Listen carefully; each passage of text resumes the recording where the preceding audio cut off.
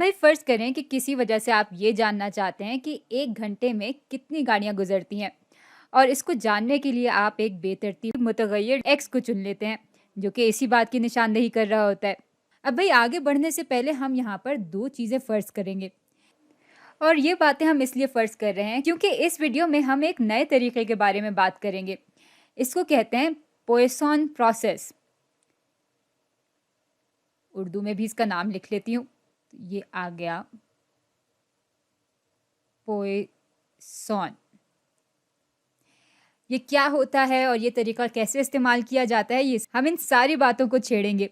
लेकिन फ़िलहाल हम वापस आते हैं उन 2 चीज़ों पर, जो कि हम यहाँ पर फ़र्ज़ करेंगे। तो पहली चीज़ जो हम फ़र्ज़ कर रहे होंगे, वो ये है कि हर घंटा बिल्कुल दूसरे घंटे जैसा ही है। यानी 1 घंटे में जो गाड़ियों की तादाद गुज़र रही होगी, उसके अगले घंटे में भी उतनी ही गाड़ियों की तादाद गुज़र रही होंगी। अब ज़ाहिर-सी बात है, असली ज़िंदगी में ऐसा नहीं होता। जब रश होता है तो गाड़ियाँ ज़्यादा तादाद में होती हैं और बहुत रात में या बहुत सुबह के वक़्त गाड़ियों की तादाद सड़कों पर कम होती है। लेकिन फ़िलहाल हम फ़र्ज़ कर रहे हैं कि हर घंटे में गाड़ियों के आने का इम्कान एक जैसा रहता है। दूसरी बात जो हम फ़र्ज़ कर रहे हैं वो ये है कि अगर 1 घंटे में बहुत सारी गाड़ियाँ आ जाती हैं, तो ज़रूरी नहीं है कि अगले घंटे में कम गाड़ियाँ आएँ। इसका मतलब ये हुआ कि हर घंटे में गाड़ियों के आने का इम्कान आज़ाद रहता है। मिसाल के तौर पे पहले घंटे में गाड़ियों के आने के इम्कान की वजह से दूसरे घंटे में गाड़ियों के आने के इम्कान के ऊपर कोई फ़र्क नहीं पड़ेगा। तो इन दोनों बातों को फ़र्ज़ कर अब हम इम्कानात का फैलाव आराम से बना सकते हैं और उसके बाद हम एक्स की मुतवक्का कदर मालूम कर सकते हैं। अब मिसाल के तौर पे इसकी जो मुतवक्का कदर है, यानी एक्सपेक्टेड वैल्यू है, वो बराबर आ जाती है लैम्डा के। तो लैम्डा दिखा रहा है गाड़ियों की मुतवक्का तादाद जो कि 1 घंटे में गुजरती है।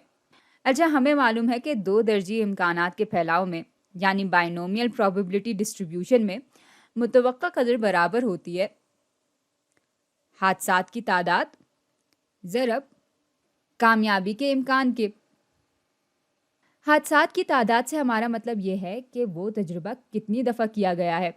तो अब ऐसा करते हैं कि इस सूरत हाल के लिए n और p मालूम करते हैं।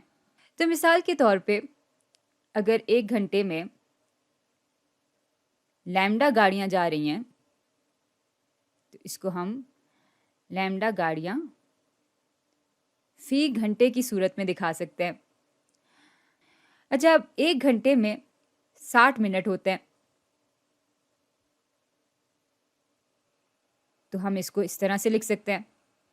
और हर घंटे में या 60 मिनट में लैम्डा गाड़ियाँ जा रही हैं, तो इसको हम इस सूरत में लिख लेंगे।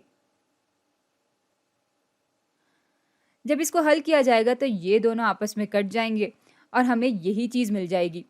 लेकिन इस सूरत में अगर आप गौर करें तो ये निशानदेही कर रहा है n की और ये निशानदेही कर रहा है p की।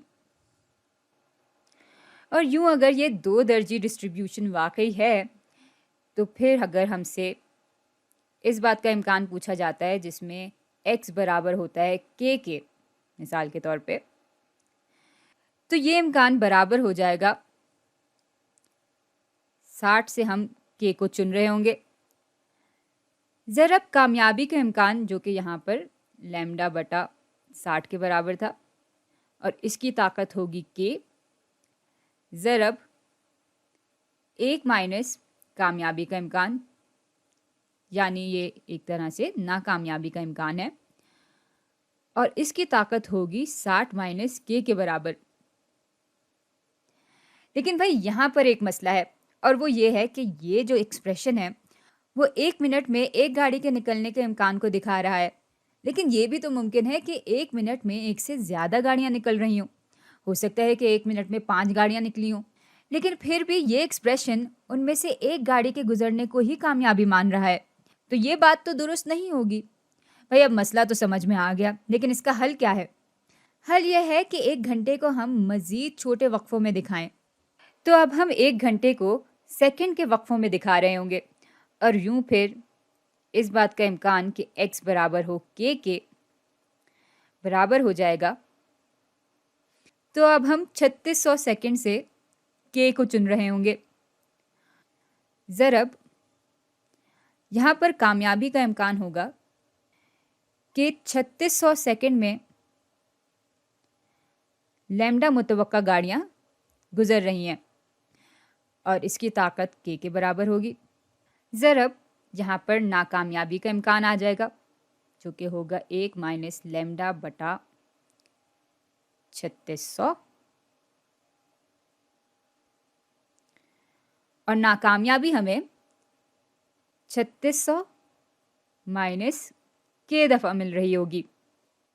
भाई हमने इस पूरी चीज़ को इस एक्सप्रेशन में तो तब्दील कर लिया, लेकिन यहाँ फिर एक मसला है और वो ये है कि यहाँ पर हम 1 सेकंड में एक गाड़ी के गुजरने को कामयाबी मान रहे हैं, लेकिन ऐसा भी तो मुमकिन है कि 1 सेकंड में एक से ज़्यादा गाड़ियाँ गुजर रही हों। यानी अगर एक के बजाय 5 गाड़ियाँ भी निकल रही होंगी तो भी हम एक गाड़ी के निकलने को ही कामयाबी मान रहे होंगे। अब भाई इस मसले का हल भी वैसे ही है जैसे पिछले मसले का हल था। तो हम मज़ीद वक्फ़ों में 1 घंटे को तक़सीम करेंगे और ये चीज़ चलती चली जाएगी जब तक कि कोई हद ही बाकी ना रह जाए छोटे वक्फ़ों की, और यूँ हमें पॉइसन डिस्ट्रीब्यूशन मिल जाता है। और भाई पॉइसन डिस्ट्रीब्यूशन का एक लंबा चौड़ा फार्मूला होता है।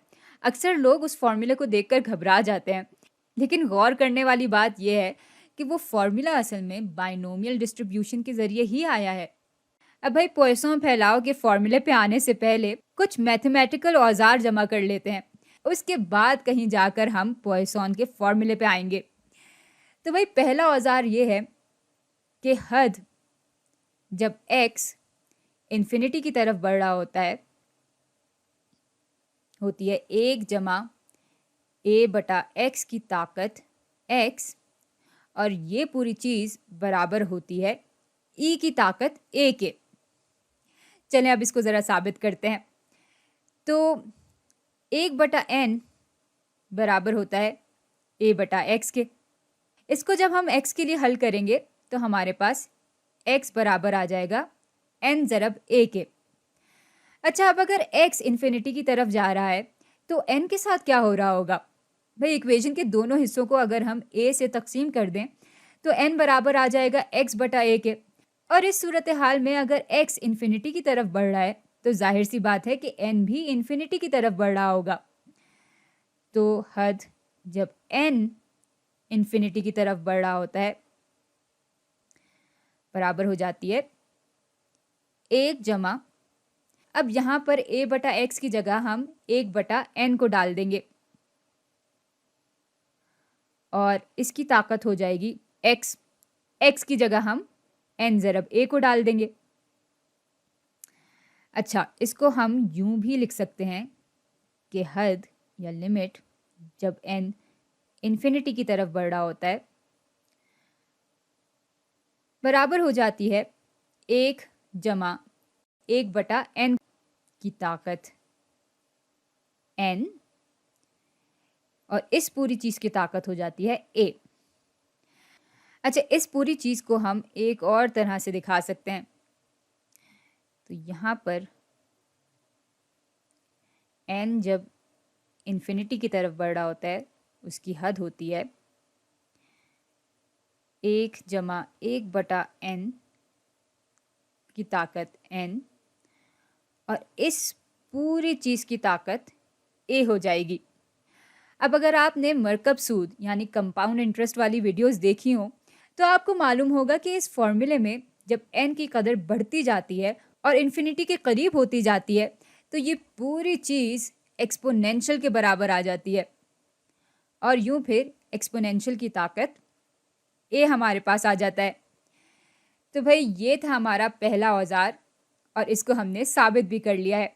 अब आते हैं अपने अगले औजार पे। अच्छा, यहाँ पर तो जगह ख़त्म हो गई है तो मैं नए सफ़े को ले आती हूँ।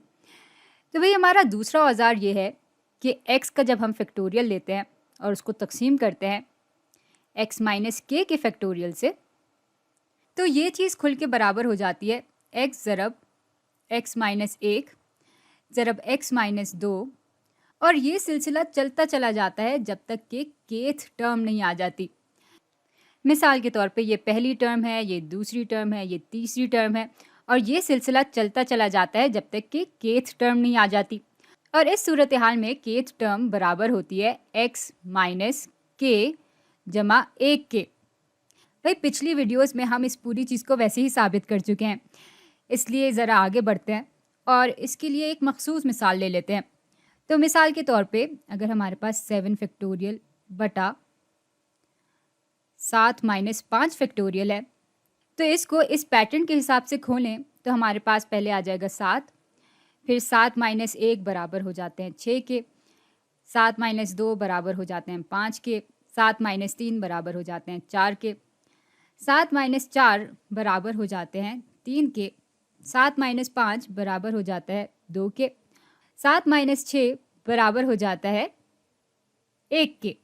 और जब हम इस फ्रैक्शन के निचले हिस्से यानी डिनोमिनेटर को खोलेंगे तो 7 माइनस 5 बराबर हो जाते हैं 2 के, और 2 का फैक्टोरियल बराबर हो जाता है 2 ज़रब 1 के।